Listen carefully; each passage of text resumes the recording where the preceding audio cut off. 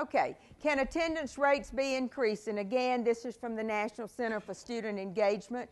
And Judy's going to share something with you about a school that she's worked with. Y'all see this handout on your table? I'm real excited about this. This is something we developed in Jessup, Georgia, way down in southeast Georgia.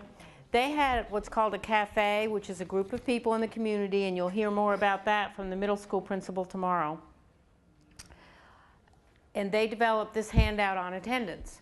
On the committee are people from the schools. The principal was on the committee, people from the Chamber of Commerce and the Ministerial Association, plus other agencies in the community. And it would depend on who's in your community. So they developed the handout, and then what they did was they decided they wanted to address it community-wide. So every preacher in town, and there's a bunch in Jessup, Georgia, they picked one Sunday that every preacher talked about. He didn't preach the whole sermon on it, but he talked about attendance and the importance of school. And they put this in every bulletin. So if you think about the people, how to reach the whole community, and it shows some good facts that you do want your people to know. They also decided that they wanted to call the families of kids that had a lot of absenteeism or high absenteeism. So they set a time, and I believe it was 3 days absent, and they wanted to call the families and talk with them. But the school people down by me, they don't have time for this. They don't have time to make these phone calls. So what they did was, on the committee was a member of the Retired Teachers Association. So they recruited some of the retired teachers to do the phone calling about the kids' absenteeism, which made more sense because you don't want just any community group calling the homes because they don't understand confidentiality and some of the other school issues you may have. So those are just two ideas that you can take and implement. The facts on here, I think, are good facts for any of your schools that you may want to use in your systems. Some of you may have transient students. That would probably be, you know, and you don't have control over that. So that's something, that's an issue that will be a good thing for you to discuss in your team meetings. What can we do about these transient students? You know, it may be a district-wide problem, but this is something that you could put on your agenda to discuss at your team meetings. You also have a handout on your table that's 10 tips for schools and communities to improve their attendance rates. If you pull that sheet up, it just says 10 tips. And we're going to look at the last two to just talk about. You can read these, all of these 10 tips. But the third one says call parents, not an answering machine. You know, these automatic machines that call, that's great. Because hopefully majority of parents get those messages, but not all of them do. The child erases the answering machine message, or they answer the phone and pretend they are the adult. So some way, try to get in touch with those parents to let them know that their child is not in school. And the fourth one, talk to the students about why they were gone and let them know they were missed. Find something good to say about them, why they were missed.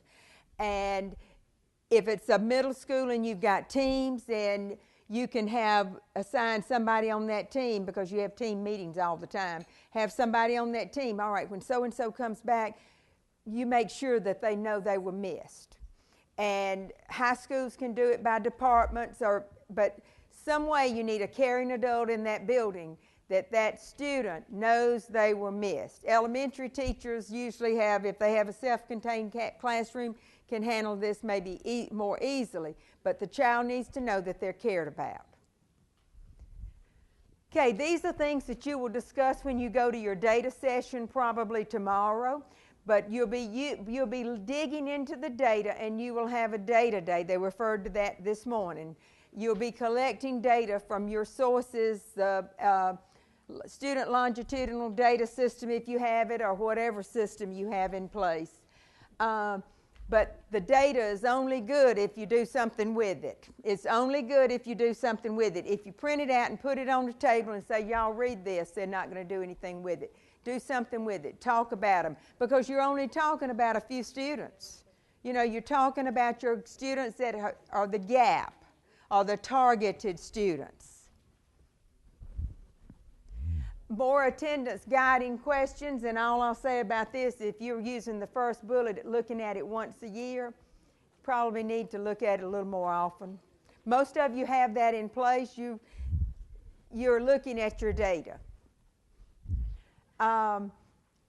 Again, when you get into your team time or back at your school, talk about the major factors in your school, because you have different issues. Talk about the major factors in your school that affect attendance and may lead to dropout. Additional strategies are in your implementation manuals. That's the one with the little, I'll just hold it up right here. The implementation manual, there are a lot of strategies in there. All the data information is in there.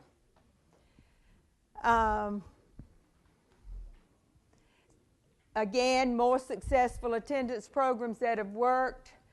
Public awareness and community and business. Try to get as many, make sure the public knows and involve the community and the business.